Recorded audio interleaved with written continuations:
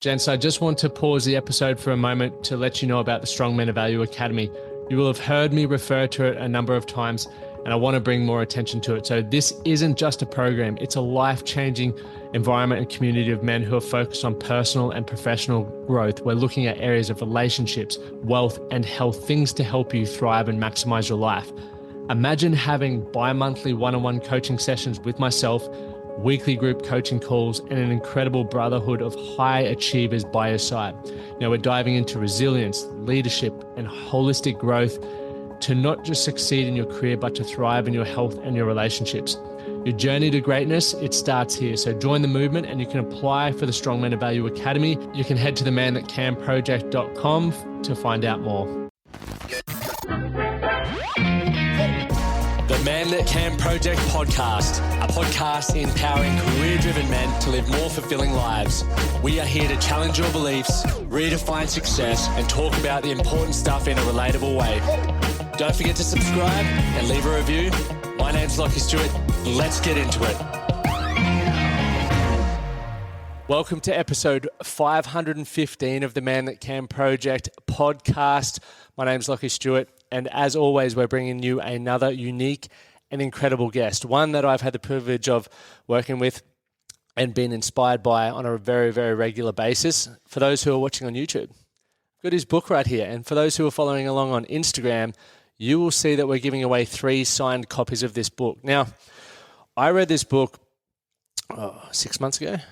You're the first person I gave it to. Yeah, well, I'm very grateful to, and then you've given it to Brad and a few other people. But the reason why I invited Kevin on the show was everything that I read through this, I was sitting there going, this is obviously awesome for my business.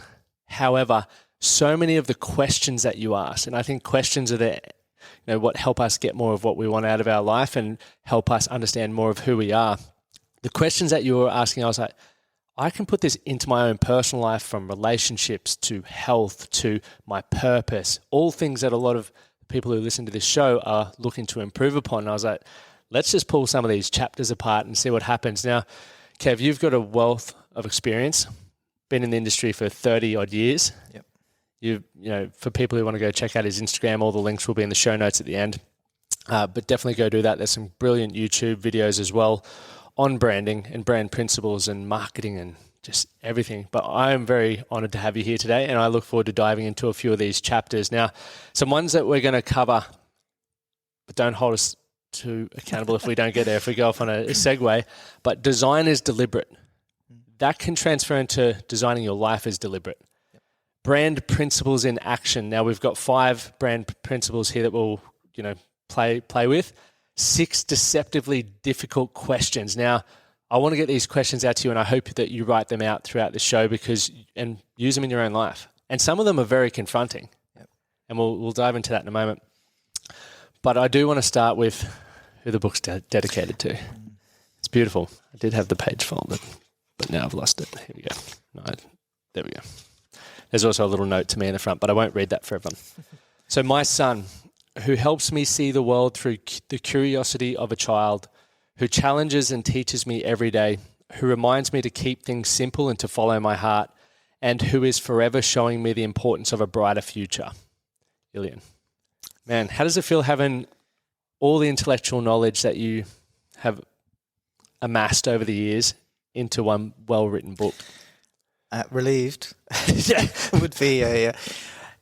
Yeah, look, there's a couple of things on that. Number one, it took 3 years to write it.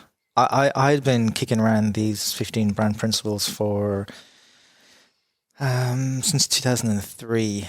And when I thought about writing it as a book, I thought I'll be done in 6 months, because I bring it in my design practice. I'm talking about it every day. I have really, really kind of meaningful, long conversations with business owners, So I thought 6 months. It took 3 years to just write it, and it took another year and a half to just get the partnership with Booktopia to get it published, to do the find a printer, to get everything organized. So 4.5 years in total. So when I say it's a relief, it's like, oh man, I was working on this for a long time. But that dedication that you read out, there's three main reasons that I wrote the book. One was for business owners.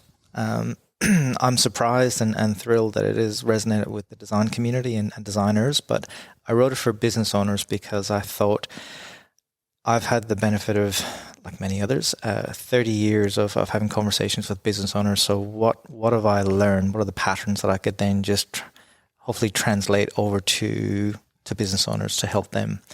The second reason I wrote it was because I was trying to debunk this myth that designers build brands. We have a lot of people in my field who go out and they sort of mark themselves as, oh, we build brands or we create brands. And I was saying that's not true, because it's business owners and staff and customers who build brands. And as designers, we have a role to play. It's an important one, but we don't build brands. And also there was this myth around, if you've got a logo, you've got a brand. So I wanted to demystify that. Yep. But the third reason, which goes to reading out the dedication, was in doing the book, the reason why it took longer than I thought was I started to delve into where brands in the 21st century are heading, what the future looks like. And it just kept reminding me that this is my son's future. It's his generation's future. And businesses and brands have a huge role to play in what that's going to look like for my son. So the dedication not only was, he inspires me every day, it was, this is really about where the future is going to head. And I'm not saying I've written about the future, predicting it, but all the patterns, all the signals are heading in this direction, and it has a big impact on the next generations. And the beautiful thing is you've taken so long to carefully think about this using past experiences, but also thinking about the future, which I think is important, an important skill set and principle for life. And when we then think about being deliberate, you've written here on the chapter, and I love this, and this will tie into where we're going next. But for businesses, so obviously chapter, which is Designers Deliberate, and you got this from, well, I'll read the very first part. In one of my conversations with the late Dr. Edward de Bono, he provided me with the best definition of design I've ever heard, one that I subscribe to and abide by to this day. Design is deliberate. And that's powerful. And then you wrote later on in the chapter, or early on in the chapter, for businesses that have successfully become brands, they've done so deliberately by focusing on aligning their purpose and value proposition with the needs and desires of their customers. Now, for me, when I was reading that, I was like, okay, well, purpose, value. What's my purpose? What value do I have to offer? And how can I then position that in my environment? And I thought about that. Many people, the question they're asking themselves is, what is my purpose? It's a very big buzzword at the moment. And I thought, okay, well, maybe I could start with what value do I have to offer, and to what community do I want to, I guess, put that in, and then I can define my purpose based of that. Because for some people, I guess I want to break this down. For some people, it can be very overwhelming because you don't have self-esteem, or you don't think you have much to offer, which I didn't in the beginning. That's how I thought about myself, but I attached myself, or I subscribed to my purpose is to make $1 million. That was all I needed at that point. But because I gave myself something to work towards, something that I felt was bigger than myself, I learned a lot along the way. I grew. I surrounded myself with, highly people who were where I wanted to be, and it made me recognize my value because I was upskilling. Yep. That was very deliberate. Yep. Prior to that, I was just sort of like a bit of tumbleweed blowing down a desert track. Yeah. And I guess I want to unpack this with you a bit more. A question that you wrote is, what do I need to achieve, and what must I do to achieve that? Very simple, very powerful. Yeah. Yep. Well, it was interesting because for those who don't know Edward de Bono, he's the guy who sort of coined the phrase lateral thinking, among many others. But he spent 50 years in his professional practice. He was a doctor of neurology, I think, and he was trying to teach thinking as a skill. So he was like, there's a myth out there that we're not creative. We're born creative, or we've got to find creative people who'll do creative things for us. And he said, that's ridiculous. We all have creativity. Some do it professionally and others just do it every day. And he said, but you can actually think, you can teach thinking as a skill. So in my conversations with Edward, I was saying, how do you define design? And I was expecting this really kind of thought-provoking, long, profound. Yeah. and the interesting thing is, it was thought-provoking and profound in its simplest form. And why I think it's incredible is that when he said those three words, design is deliberate, it doesn't have creativity in there, or artistry, or vision, or it's a very practical breakdown, which I think is profound, because that's applicable in anything. And as I say in the book, whether you're designing a logo, or a business, or a fitness program, or an app, or a city, or an economy, you're taking deliberate steps to an outcome. So those two things, what am I trying to achieve and how do I get there? When we're going through the design process, if you're saying, I'm going to create a fitness program for Sarah, or I'm going to create a business model for Sam and her business, we will look deliberately at what the context is. We will look at the challenges and the opportunities, and we will take very deliberate steps to an outcome that we have previously defined. That doesn't mean we're going to get to that specific one, but it's a direction that we say, that's where we want to head. And around that, we can shift and pivot and adapt. It's what I call the difference between creativity, which is fearlessly inventive, and strategy, which is sort of a long-term goal of where we want to head to, and then tactics are the deliberate steps we take to get there. And when we look at those three things together, deliberately, we start to just totally change how we're approaching things. And I guess the thing for our viewers and listeners is probably to consider is that we do a lot of things deliberately, but they're subconscious. What we're talking about here and what Edward's talking about is when we do them consciously, like you just described. You consciously said, this is what I want to do, and here's how I'm going to get there. It can change, but I have a plan, and it's deliberate. That as a conscious act is how design can be translated into a creative act, like doing a logo or a website, through to designing a business, through to anything we do. And I love that about design, because it makes it democratic, it makes it accessible, and it makes it, from my point of view, really clearly understood as to how we can implement design in any situation. When we think about intent, I know for a long while, I guess I had it linked with manipulation to a degree, because I was like, okay, if I want to be intentional with how I would love my relationship to be, could that come across as manipulating? The same with, and I've thought about this and I'd love to hear your thoughts on it. If someone were to think, that's manipulating, or you're overthinking things, what are your thoughts about that? Well, I mean, put simply, if we're manipulating a situation, we're doing it deliberately. That's because we're thinking, this is the outcome that I want to engineer, and I will deliberately get there. So, if we're talking about design and being deliberate, it's a tool. It can be used for good or not good. So what we say here, and what Edward's talking about, is when we're trying to design for an outcome, we're doing it deliberately, and we should be doing it consciously. Now, if we start to say, I'm deliberately trying to create an outcome that I want to work towards, that I will benefit from, and others may or may not, but at least I'll benefit from, well, then that starts to, and if we're doing it consciously, that starts to hopefully bring in our values and ethics, and start to say, well, if I'm deliberately designing something for an outcome that will only benefit me, or I'm only going to look at the benefits that I'm happy with selectively for other people, I'm not going to ignore maybe some of the collateral damage it could create, well, then that becomes a values and ethics conversation, not a design conversation. I like that. But when you are doing it deliberately and doing it consciously, it should automatically bring into that sort of process, what else is happening here? What else are we doing? What else am I trying to achieve, and how am I going to achieve this? And who else will benefit? And that comes back to, or it doesn't come back to, it comes to what we'll probably talk about later, is what I talk about impact. Yes. And a lot of people talk about impact and they say, the impact that I want is on this thing or this situation or this community. And I look at impact differently, and we'll use this design as deliberate analogy. So when I talk about impact, I talk about dropping a pebble into water.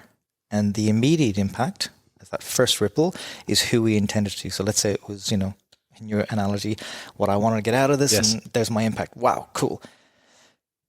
But when we start to look at it consciously, what happens in the next ripple, and the next ripple, and the next ripple? And we need to be thinking about that deliberately in how we design anything that we do, because that draws into the process.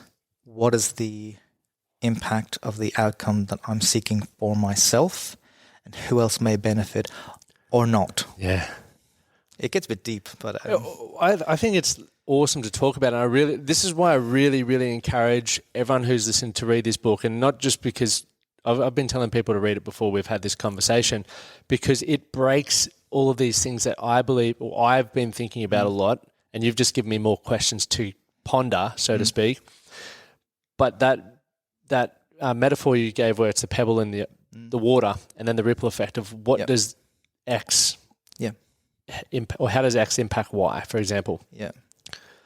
I think about so we look at like 3 buckets. We've got 6 areas of where we want to help with health, but I believe, because predominantly men will want to be the protector and provider, so they go all in with their career, and I've been guilty of that. But the sacrifice that they don't consider until it's too late is their relationship and is their health. Yep. Now, when you're not feeling healthy, meaning energy, or you're not feeling strong and confident in who you are, or mentally strong and confident, that impacts your mood, which impacts, if you're moody when you go home to your partner or to your children, how do you think they feel about that? Yep. Same with, then the impact of not having a very happy home life impacts your work, and it's all connected. Yep. So that ripple effect, and bringing it back to, I guess, the first point in that of design is deliberate. I always believe in starting with how I need to be. You do the exact same thing. You're very, very deliberate and very, very consistent in so many things that you do in your life, and I've had the benefit of watching that. But for an individual, how do you need to show up, or how do you need to look after yourself so that you are the best in business, the best in your relationships in life? And the kind of, it's not rocket science in a way, but we find it so hard, is that it's all connected, right, as you say.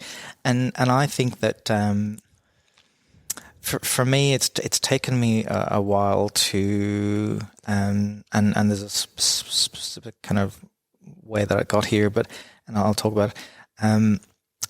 I have to look at it, and I have to say to myself, if I'm not healthy, then how can I show up every day for my son who needs me, and I want to be here for him, and my wife and everyone and my friends. So I need to be healthy. And that's not, I need to be an absolute fanatic, militant health nut. So no, I just need to be healthy as I can. So I deliberately design into my day a gym session. Not because I have to fit it in. So no, that is part of my work, because I'm working on myself. So my working day includes gym time that is working on myself, so I can perform in everything else in my life. That's kind of part of how I look at health. The other thing is that when I'm looking at work, I say we can get really fanatical about it, and we can get obsessed about it, and we can get consumed with it. And I say to myself, and I've had to get here, transition to this, and say, that's a very shallow kind of way of looking at the world, because it's very one-dimensional. It's kind of monoculture. It's just work. And yes, we can say, but we're providing, and we show up, and we love it, and we've got passion. And I say, yeah, but what else is going on? So for me, I deliberately design into my daytime with my son.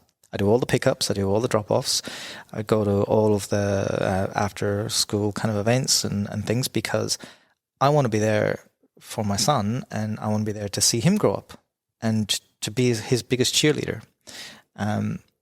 So for me, I designed my day deliberately that my working day is a full day, but my job, my kind of practice is about 5 or 6 hours. And then I've got an hour and a half in the gym, and I've got other time if my son needs me. Not always. If he does, I'm available. If he doesn't, I keep working. But I stop at 6 or earlier. Like I'll stop at 3 if I've got to pick up my son from school. I can come back and work a bit more, but I'll stop at 5:30. And it's rare I work on the weekends. And there's a reason for that, because I'm then not burnt out. And why do I only work 4, 5, 6 hours a day? Is that I can make decisions quicker because I'm not burnt out. I'm not tired. I'm not like feeling like it's a grind. It's something that I really enjoy doing because I've got other things in my day which I've deliberately designed. And for those who are listening who maybe don't have the, if you are working for someone and you don't have as much control over your hours, my thought process would be then be deliberate with your design. If that's not fitting with your lifestyle, maybe look at other options for yourself rather than just staying stuck. Because a lot of people do just go, this is it, I accept that, poor me. Yeah. And there's nothing wrong with saying and that's a really good point. If you're working for somebody or you're working in a company, and I'm lucky enough to be in control of how I use my time, there's nothing wrong with going to your boss or your seniors and saying, I would like to be working 9 to 5 or 9 to 6 because I don't want to get burnt out, and I want to be here showing up every day to do my absolute best, and that can only happen if I've got downtime and a social life and a healthy kind of I wouldn't say routine as such, but a routine is good. But if you got a sort of a sense that I want to be able to go to the gym in the morning or in the evenings, whatever suits you. And if you're, I have a very kind of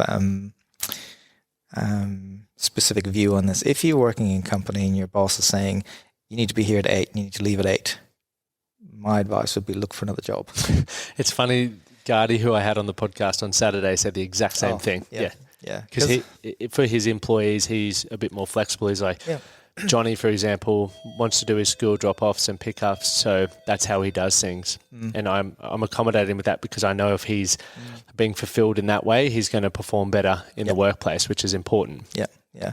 It's funny, 2 very quick stories here. One is when I used to work live in Sydney, I was working in Saatchi & Saatchi, part of the big global advertising network, and I was the joint creative director of the design team.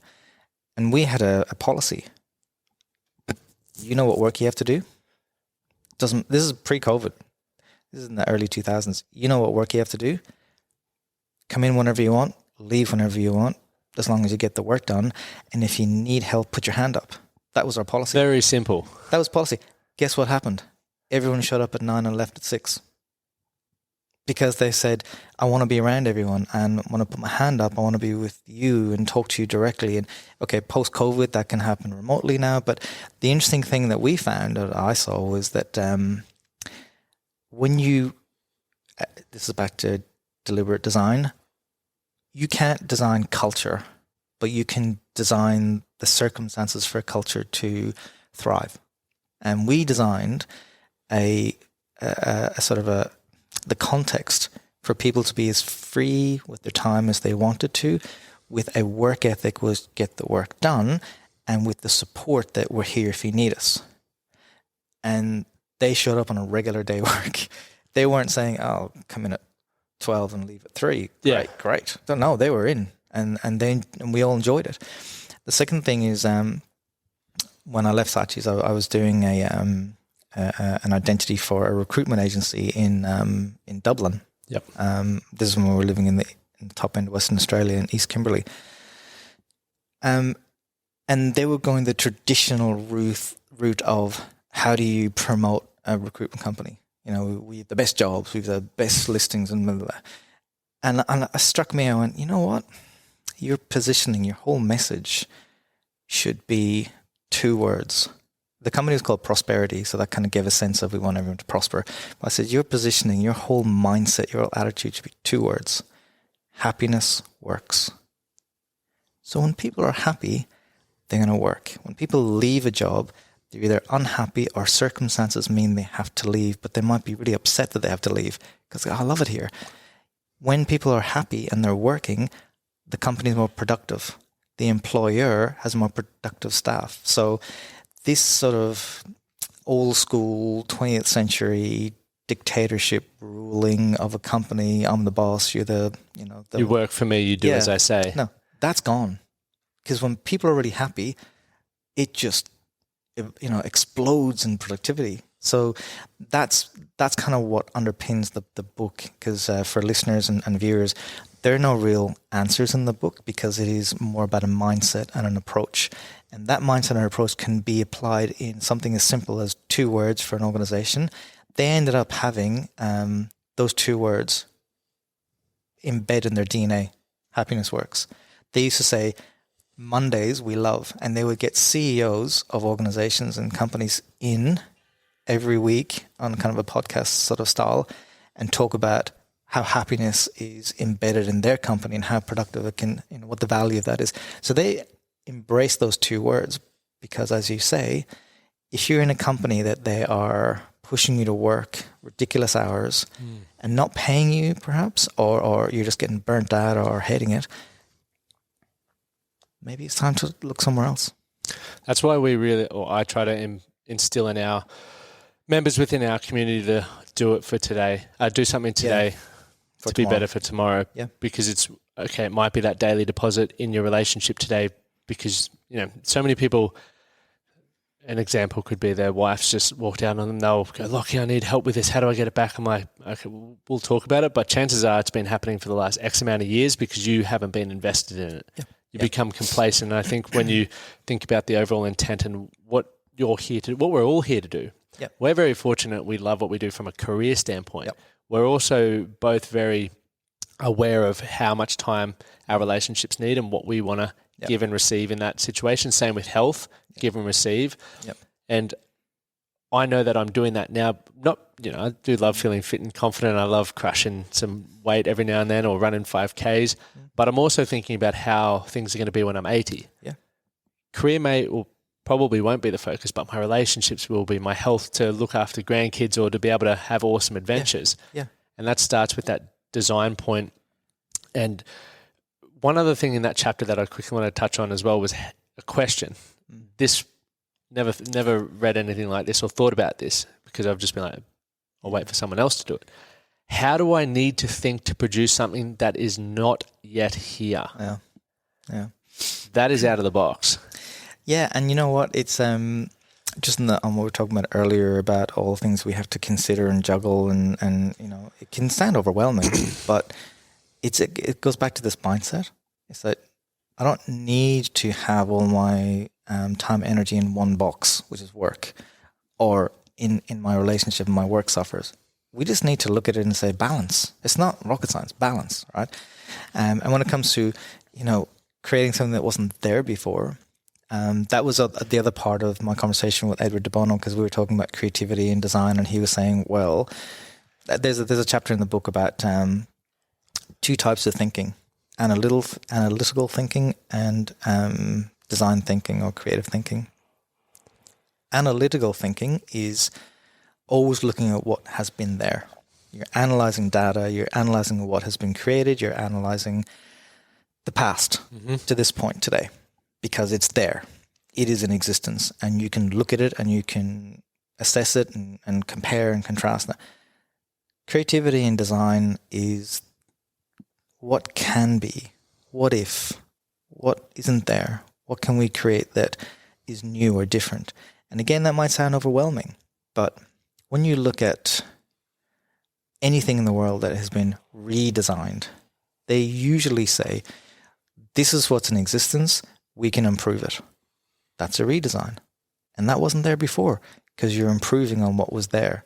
And that's another thing about, there's a great section in the book on hacking. And we think hacking is like some dude in a hoodie in a darkened basement, taking down the next corporate victim, right? But hacking is a really, really creative way to explore how we can create something that wasn't there before. by either taking things that are in existence and merging them into something new, taking something that's in existence and saying, how can I improve that to it becoming something new? Or in some cases, just going, wow, let's just create something totally out of the box. And that doesn't happen as often as we think. If we look at some of the best sort of big watershed moments in culture and business and technology, let's look at the iPhone. All right, and it was like, ooh, that wasn't the first. Just the best. Yes. Let's stick with Apple, the iPod, right? That wasn't the first MP3 player. It's just the best. And that was them saying, how do we create something that is in existence but improve the experience, improve the technology, improve whatever it might be, and then you're creating new. With that in mind, we have to be humble and say, when we're creating something new, it could be a tweak, it could be a sort of an adaptation, it could be observing patterns that are in other areas and pulling them together. Wonderful. But we're standing on the shoulders of giants. We're looking at what happened previously and making something that progresses us all forward or progresses a community forward. So again, this act of designing something new doesn't need to be overwhelming. It's a mindset, it's an approach that we say, can this be better than it is? Can we challenge the status quo? Can we add value? We're designing something new. And for the process of doing that, it requires the skill of thinking, as we were talking about in the very beginning. Thinking and also communication are two skill sets that we don't really intentionally do. Well, there's a again, and we talk about in the book, is that there's one thing to have this great vision and to see the future in a really inspiring way, and that's great. The big part of that is to bring people with you. And how do you bring people with you? You communicate it. You make it compelling. You make it understood. You make it, they can see the benefit in it for themselves. And that's all communication. It's all about that. There's a way I talk about this, and we are kind of going off on tangents, that's perfect. But it's relevant, is that businesses go out into the world, brands go out into the world, and they tell their story. We are an amazing company. We are so innovative and we're so progressive, or we've got heritage and legacy, and we've been around for 100 years, and we do this and we do that, and that's our story. And it's important and it's wonderful. And people don't give a shit. They go, and the reason why is that people don't really care about your story. They only care about where your story shows up in their story. And that's when communication comes into it. That's when you say, we've got this incredible new design thing or this new value that we want to offer to you. And it's important to you because here's where it shows up in your life. And that means you need to understand their world as a customer or a community. You need to see where what you're bringing into the world is going to impact them positively. And they're going to see relevance in that. And they're going to transact with you. And they go, this is cool because I understand it. It's relevant to me. And I know where your story shows up in my story. I'm gonna transact. If it's, I've got this stuff, you should buy it because I want your money. It's direct, but but you see, that's what communication. It's one in the delivery, and a lot of people then start talking about marketing spin, but you get caught out on that, particularly these days. So I think when you go and say, here's where our story shows up in your story. And our story doesn't take up your entire life from when you wake up to when you go to sleep. It only takes up here, but that's important. And we would like you to consider that us over competitors because we think we can do that really well. Because we've either adapted it or we've created something new or we've hacked it into something more interesting for you or it's very relevant to you. And I say, we don't need to have everyone as our customers. We probably want a certain kind of everyone. And that's who we're looking for. And I think that's very relevant for finding out who you want to spend time with in your life as well. Yeah. You mentioned the value that you can get from people or talking to a specific audience. It's much like when I shifted my social circle based on not people who I've always been around just because that's comfortable, but more around people who were going in the direction or had results and outcomes that I was looking for. I then got to start thinking in a way that they thought. I got to watch their behaviors. I got to think about questions that they were asking themselves, and it helped me create a more compelling future, one that motivated me, one that excited me. And I think that's a good point to add on that. And that's obviously one of the 6 deceptively difficult questions, as well as 2.2. So who are you talking to? Point 3 is what are you saying? And point 4, what channels are you using? Where are they hanging out? Yeah. Well, a couple of things on that. The first is that it's really important for us to be, I'm not saying you're doing this, but it's important for us to not kind of go, I'm going to dump these people because they're not going where I'm going. I'm only going to hang out with the people that are going where I'm going. I think the way we think about it is we gravitate towards kindred spirits. And over time, some people in our life might be heading down a different path and we might love them to bits, but we just drift apart because they're going one way, we're going the other way.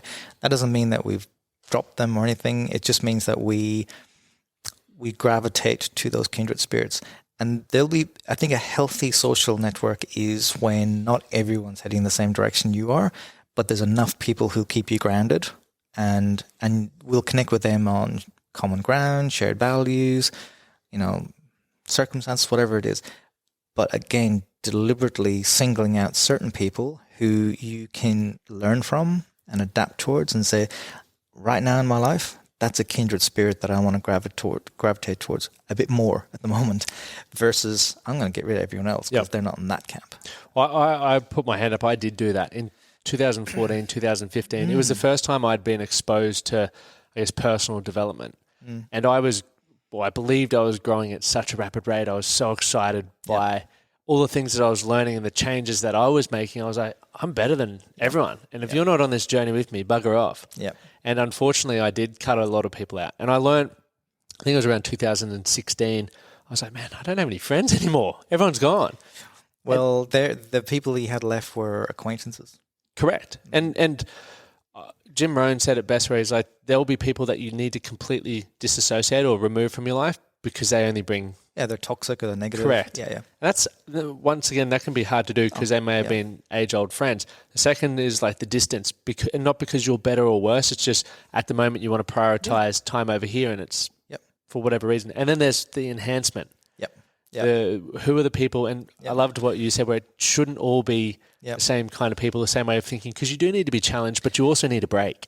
Yeah, and you need to be grounded by people who you just say, you know what, every time I see you, you're the kindest person around and it's just this unconditional kindness that is a real injection in my day. Or you smile. And I was like, oh, gee, you just bring light into my life. And you're doing something completely different. And I'm on a different path, but what you bring into my day-to-day cannot be matched by these other people that I've got that are going in a certain way. So that's kind of, I think, something to be mindful of. And this, back to the questions, is I'll run through the 6 questions because they get us into that sort of. So the first question, and I ask the business that I work with and also just people when we're talking about how to position ourselves, I guess. 1, what value do you provide? And that's a very difficult question to answer because it's not value for money. It's what is it that you're going to bring to someone's life or their business that they really go, yeah, I can't get this anywhere else, or I can't get it the way you give it to me anywhere else. That's the first question. What value do you provide? Secondly, who are you talking to?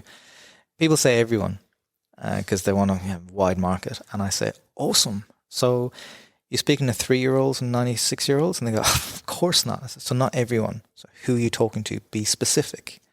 Not demographics. What kind of person are you talking to? Are they progressive? Are they traditional? Are they conservative? Are they innovative? What kind of person? Third, what are you saying? So if you know who the kind of person or your customer might be, what are you telling them? So what's your message to them? Number 4, what channels do you use? So where do they hang out? What do they like to read? What do they like to listen to? Where do they go to get their information? Or where do they go, or how do they like to receive information? And the thing I always like to say to them is, you might say, channels we use are EDMs and events. You go, great. Have you asked them if that's how they like to get their information? Because if they like it somewhere else, that's the wrong channel, or you need to add a channel. So what channels you use isn't like we use them, full stop. It's what are you using, and are they the ones that these people like to use? The fifth question is where ego comes in. We say, can you live up to it? And they go, oh, of course, doing this for years. Go, okay, where's the proof? So if you can live up to what you say and the value you provide, where is the proof that you can live up to what you say? And then the last question, number 6, is the toughest one. It's the one that usually is like a punch in the face for people. It's so you've told me what value you provide. You told me who you're talking to. You told me what messages you're giving them. You told me what channels you're using. Great. You told me you can live up to it. Awesome. Why should anyone care? That was the one that got me. So if you shut down tomorrow, would you be missed? And what's interesting about these 6 questions isn't like that's just you got to answer these questions and figure it out, and you got to, they care about you. The answer to question 6 should be the same question. Answer the question 1: what value do you provide? Because if you're providing real value and you shut down tomorrow, you'll be missed. If the value that you provide in your customer or your community or your market is so valuable and so relevant to them and so specific to the world that they operate within, and you shut down tomorrow, you would be missed. Now, they might be able to find a competitor or an alternative, but you'd be missed. And people care because the value you provide goes to the people that you've identified or your customer. They know what you're telling them. It's clear. You're reaching them in the ways they like to be reached, and they understand how they can be reached. You live up to it in their mind, not in your mind, in their mind. And if you stopped, you'd be missed. So that's why those 6 questions are a little feedback loop. And I would recommend you do those a few times. And we have there's an example in the book of a hypothetical. You could run it through and see the differences.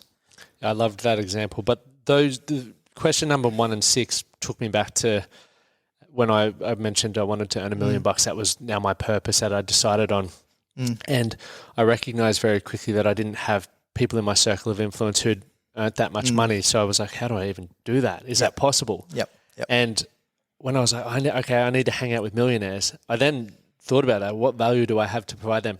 Bugger all. Like, I don't even like hanging out with myself currently. I didn't like who I was at that point in time. So rather than sort of dwelling on that and going, that's never going to happen, I pretty much asked myself, what value do I provide and what value can I offer them? And that's when I got to work. I started, as I mentioned, that hardcore journey of understanding who I was, what value I can provide. And it started happening clear on who I was talking to, what I was saying, the channels that I was using. Can I live up to it? I still do practice what I preach.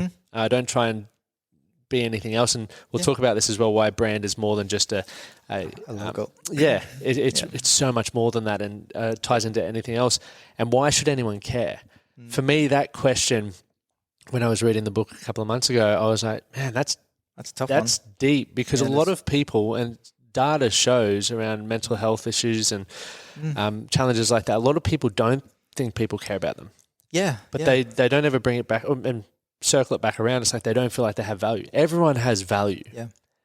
What needs to shift is your belief on yourself, the perceptions on how you see yourself, and that's a skill set to develop in itself. And what's kind of cool about those 6 questions is that when you say, do I matter, or why should anyone care about me? It's really, ego, it's arrogance, it's doubt, it's imposter syndrome. You get caught up in that sort of hamster wheel of just, oh God, I've got to push through. And why these questions work is that you can actually stop thinking about that and just go back to question 1 and say, if I just focus on the value I provide, whether people care or not will take care of itself.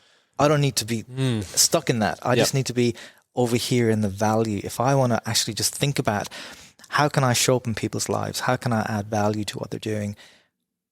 Whether they miss me or not is up to them, not me. Correct.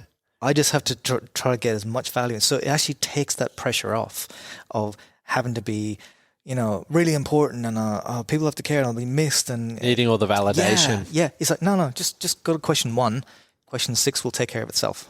So that's why those 6 questions actually help, just 1, communicate and structure how that might be, but 2, takes the pressure off. And at the same time reminds you of how important the answer to question 1 is. And 2 of the most undervalued skills is communication and thinking, or even 3, and listening. Well, yeah. So if you want to just surpass so many people, go, Google, how can I improve my communication, or how can I learn to think better, or how can I read this book, or read How to Win Friends and Influence People, and just start there and start practicing that with your mum or your buddies or your siblings. That whole listening thing is really interesting. There's a really, I found it kind of a shallow way of thinking about it, but it's a really clear way of thinking about it. Is I can't remember who it was, but some millionaire, billionaire person, and they said, so how did you become so wealthy? And he said, I asked people what they wanted and I gave it to them. That's it. I listened. I looked at what they were looking for. I created value that was relevant. This is the long answer. I created value for what they're looking for, and then I promoted it and communicated through the channels that they could see it, because it's got to be visible. And they went, oh, that's interesting. And then they bought it, and they knew that they wanted it. And then all of a sudden he became a billionaire.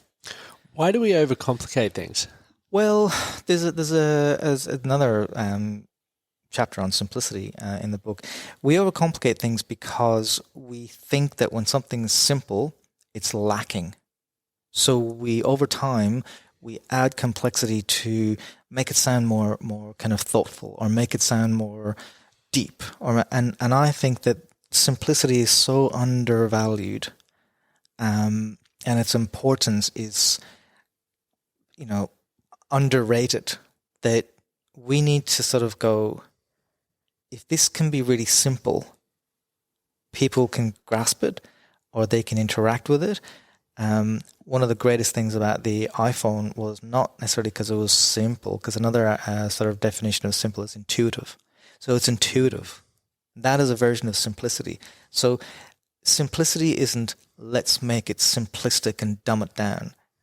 Simplicity is how do we keep the essence and remove the friction. So we can take that billionaire's comment, I asked people what they want and I gave it to them. And that's it, simple. But within that, you can dig into it and say, there's a lot of things happening under the listening and research and trialing whatever they created to get to that community and those customers that how they see it. And so that's really kind of I wouldn't say complex, but it's a very involved process. Mm-hmm. But at the top, you need to be that clear. This is what we're going to do. And this is how we're going to do it. And part of it is listening and communication and thinking through what is involved and having that mindset underneath it that says we need to adapt as we go, as we listen and as we learn, and then we can get what they want and then they'll buy it. Buying stuff for the sake of it is like, widgets. It goes back to value. Because a value could be an experience, not a product. A value could be an education. Value starts to open things up into areas that are much wider and much deeper, and that comes from listening and communicating. Very well said. Take that one away, everyone. It's a beautiful part. Let's talk about some brand principles in action. Yep. A brand is the most valuable real estate in the world. Why? Well, we'll do a little exercise here for our listeners and our viewers that think of a brand that you really, really know, that you're very aware of what they do or the product or service. But it has to be a brand that you are not a customer of and you're never likely to be. So, for example, maybe you're thinking to yourself... I was thinking of Nike straight away. Yeah, but let's say people out there might say, I don't eat fast food, but I know McDonald's. Yep. Right. So that's a good example. Or I know Apple, but I'm a PC person. Yep. Right. I never go out. Samsung all day. I'm Android. Right. So just think of something that you really know well, and you would never be a customer of. That goes to brand principle number 1, which is a brand is the most important, valuable real estate in the world, a corner of someone's mind and a relevant place in their life. So here you are, you have a brand that you know that you are not a customer of, and they're living rent-free in your head. Because you know about them, you're aware of them, you know enough about them to say they are the antithesis of who I am, but you still let them live in your head. And part of that is they're in my head because I see them every day. They just bombard. I can't get away from them, for example. Part of it could be I use them there as a benchmark for the industry, even though I don't like them and wouldn't be, but they're my benchmark. Part of it could be they're in my head because I absolutely hate them and they remind me every day of my ethics and values, whatever reason it might be. But that's all brand, because it's not just McDonald's, a word. It's the experience, the food, the menu, where they are, everything that we know about them is up here. And that is interesting because when we're talking about brands, brand profile, brand awareness doesn't mean everyone's a customer. It means that you have a value that people see you in society in a certain way as a benchmark or as a reference versus somebody else. And that is, and I should be clear, they're not my words, that a brand is the most valuable real estate in the world, corner of someone's mind. That was coined by a gentleman called Sir John Hegarty, who's an English advertising legend. He's got a great book, a couple of books. And I got that in that book and I went, fuck, that's a really, really great way to explain to people that brand isn't just about customers. Brand is about awareness. And that's why we let them live rent-free in our head. And the beautiful thing about that I was just thinking of as you were saying that, even if they're thinking about you and you're not their cup of tea, for example, that's okay because you know who your audience is. Yeah. You don't have to try and be and people try to please everyone. We've got the people pleasers and they don't really know who they are or what they stand for. Yeah. It's a very confusing place to live. I lived there for a very long time. And then when I got very clear on my values and how I wanted to live my life, I guess the impact that I wanted to have, I was like, some people aren't going to like that. I'm okay with that. Yeah. And actually, you're in good company because Phil Knight, who founded Nike, he said, it doesn't matter if there's a whole bunch of people who hate your brand as long as enough people love it. Simple once again. But what that says is the clarity behind what a brand means in someone's life, or the relevance or the reference it is, that clarity means that we can at least think about it. I love them, I hate them, whatever. I think one of the greatest threats to a brand is being absent-minded, as in absent from our mind. Because if we're not thinking about them, we're thinking about someone else. Do you think that's why a lot of, I wouldn't say brands, but like, let's say social media influencers or even coaches are quite controversial because they want to sort of draw that line in the sand? You either hate me or you love me.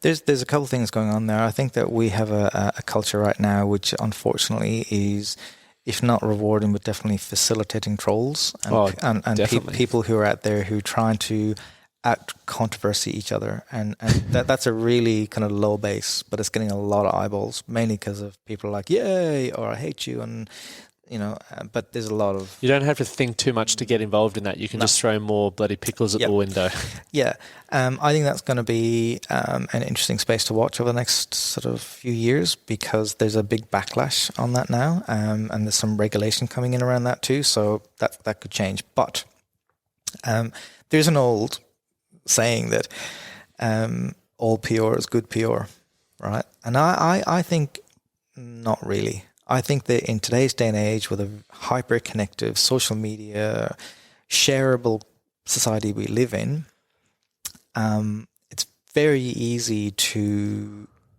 paint yourself into a corner that if you do something controversial and you go, oh, cool, we should keep doing that.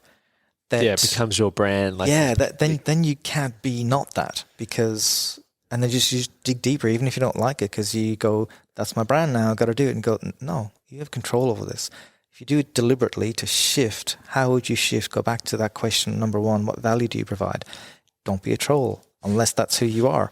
Fine, Joe Rogan, go for your life. Yeah. So I don't know, but I think, we'll use Nike again as an example. They did that amazing TV ad, Dream Crazy, with Colin Kaepernick. And he took his knee, knelt down in the national anthem at one of the Super Bowls. Which is very controversial. And Nike said, we're going to do an ad called Dream Crazy, and he's going to voice it over. And it was, if you don't stand for something, believe in something, to sacrifice everything. I can't remember what the line was. But that was controversial. And you might look at it and say, Nike just jumped on the bandwagon and said, let's just get eyeballs and be controversial. Let's use Colin Kaepernick for our benefit. Well, behind the scenes, number one, Nike has been supporting African-American athletes for decades. So that wasn't a jumping on the bandwagon thing. Two, they had him as one of the sponsored athletes for 2 years prior. Just hadn't done anything with him. Three, they said, we can't let this pass. We have to do something, even if we take a hit. We're going to have to do this. And sure enough, that ad went out. People were on social media burning Nike apparel, like throwing mud at Nike. It was a massive brand attack. And then there was another bunch of people who said, good on you. We believe in that. And as it turned out, Nike's sales rocketed. Their market value rocketed because enough people said, the stand that you took isn't controversial. It's being clear to us what you stand for, and we believe in that. We're going to reward you. And they then went on and supported Colin Kaepernick after his NFL team, the 49ers, dropped him. They went on and did, like, he needed an income. We'll do a branded line with you. It's all that in a day. So Nike went all in, regardless of what was happening. They knew it was going to come. All of the trolling and the backlash, because it was controversial. But if you do it for the right reasons, if you do it to stand up to your values and your beliefs, then controversy can work. If you do it for the sake of it, again, designing deliberately your ideal outcome. If you say, I just want eyeballs and I'll be controversial, but that's not who I am, it'll be who you become. But if you do it on your values and your beliefs, then it doesn't matter. And it'll always rear its head. Like, if that's not who you genuinely are, you'll see something will... Like, I believe... I listen to Joe Rogan, but then I always listen to, like, twos and fro's, because I believe a lot of conversations aren't happening. And I think where in the beginning I was just like, and then I was like, I'm not challenging any of the conversations that are being had or why I believe that. And I think one of the traps that I fell into was I wasn't asking enough questions around information that I was consuming. I found stuff to support beliefs that I had. And then I'd have conversations with people who had counter, especially a lot on the podcast, with different beliefs, and then I'm sitting there going, never thought about that. And I would never challenge them because I hadn't thought about it. I don't like challenging people when I haven't thought about things enough. So now when people ask me a lot about masculinity and all of these sort of topics based around men's health, and there's a lot of them that I've never genuinely actually given enough thought or developed my own opinions, because I'm like, well, that's not the lane I'm running in at the moment. Yes, I understand it falls under the banner of men's health. However... Well, a good thing there is, whatever information we get, it's like the social circle, having a diverse social, whatever information we get, we should balance it out with, can we validate that from other sources? Yes. And if we can validate it, because you're right, we have a tendency to find what we're looking for. Yes. If we're in the same box. But if we move into other boxes and say, let me see what they're saying, that we either validate or challenge it. And I then sort of say, well, everyone can have an opinion. That's easy. Yes. The trick is having an informed opinion. Correct. And if we have an informed opinion, that's analysis. We've analyzed as many different angles as we can to have an informed opinion that sits with our beliefs that we want to either challenge or champion. And that's, And it's once again, hard to do. And that's where I in the beginning, I would always throw out an opinion and not an informed opinion. And I learned from backlash and, various other situations that came from that. I'm like, okay, well, where do I find the credible information? One thing I love podcasts for as well is being able to listen to people who can respectfully debate. Yeah. Yeah. And they come from informed, like it's their bread and butter. Yeah. So then you can go, I never thought about that. That's a great question. Let me go look a little bit more, or I can appreciate that too, or I think you're off the mark. Yep. And it's just, I feel like there's not enough public spaces where that happens with credible people, which I wish it would, because there's a lot of people, once again, who are either, for example, listening to Joe Rogan or the flip side, whatever that just hang on that side, which, once again, completely fine. However, start respectfully, as you say. Yeah. Because I think we need to get back to a point where we can respectfully disagree. Correct. Yeah. You're never going to always agree. I was saying to a dude at our, yesterday at the park, I was like, look, a lot of my family's from the bush, and I was out west last 2 weeks ago, and I'm like, how they view the world and everything that's going on at the moment is very, very different to how people where we are right now in the middle of Brisbane view the world. Yeah. And I can appreciate and understand why they think that way. I can also understand and appreciate why people think this way. Yeah. And I don't think the people out there are ever going to get you to think any different or me to think any different, and vice versa. Nor if we're not, we used to have villages and little townships, and their way of doing things was okay, and that was their way of doing things, as long as you weren't. And I think the key to that is kind of what you're talking about is education. Correct. Just being open to learning from different places, because there's a really great conversation I had years ago with an incredible, very influential designer out of New York, a guy called Stefan Sagmeister, and we were talking about globalization. And there was a big pushback at the time around globalization. It was like homogenizing everything.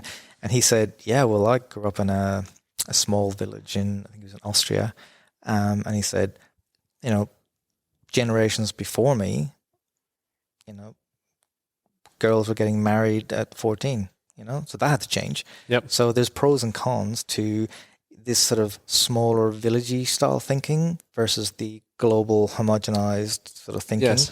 And I think we just need to look as best we can with our values and our ethics and no other agenda, and say, can we get the best of this and hack it and deliberately design it forward to improve? Yeah. That's, and again, simple, but very hard to do. Oh, yeah.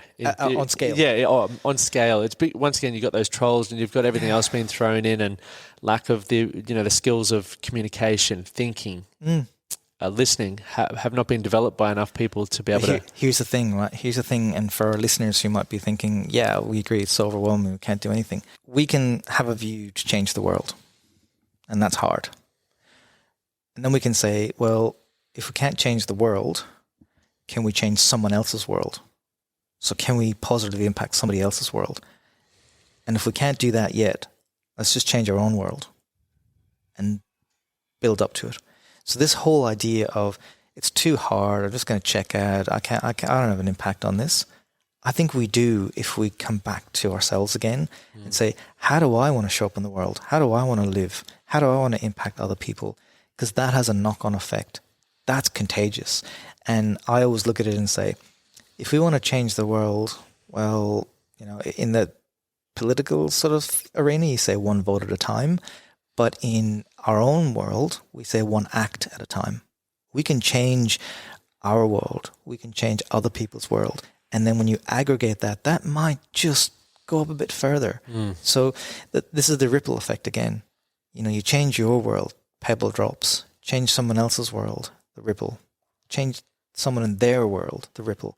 So I believe that we are in a position right now in the world where it can look very overwhelming to change the status quo. So we just check out and go, well, I can't. And we need to remember that we can change in small part what's happening in our life that may well have a ripple effect elsewhere. That I think that's something we need to get back to. We don't need to change the world, but we could help a whole bunch of people do it, one act at a time. Focus on what you can control. Yeah. Kev, where can everyone find you? So on socials, where can people buy the book? Don't forget we're giving away 3 books. Everyone, so stay tuned on Instagram to see how that's going down. And I would genuinely love to hear feedback about the book. I mean, I'm not saying I've got answers. I'm not saying this is, a book that will change your world, your life. But what I am saying is that over the 30 years that I have been in practice, and I've tried to just put as much as I've known into this book, that is a much broader book. I would love to hear your feedback if you do come to read it. So you can find me on Instagram at just_Kevin_Finn, LinkedIn Kevin Finn. You can get the book in Australia and New Zealand at the moment through Booktopia. And I'm just setting up my website to do international orders because unfortunately Booktopia's international distributor shut down in April. So we're trying to figure out how we fix that, and it's not as smooth as we'd like. So I'm just going to do it off my website soon. Awesome. Kev, thank you so much for coming on. It's been an absolute pleasure. Thank you for having guys, me. I do truly recommend this book. For those who see my book list on socials, it will be in there. But mate, watching you over the last 12 or so months, the consistency that you show up with, the integrity, and then also getting to learn more about how your mind works has been an absolute privilege. Thank you for coming on. Likewise. Thank you so much. Thank you for listening to the Man That Can Project podcast. My name is Lachlan Stuart, and I hope you enjoyed this episode and found it helpful. If you did, please take a moment to rate and review the Man That Can Project on your favorite podcast platform. And don't forget to subscribe to stay up to date with our newest episodes. We'll see you again next time.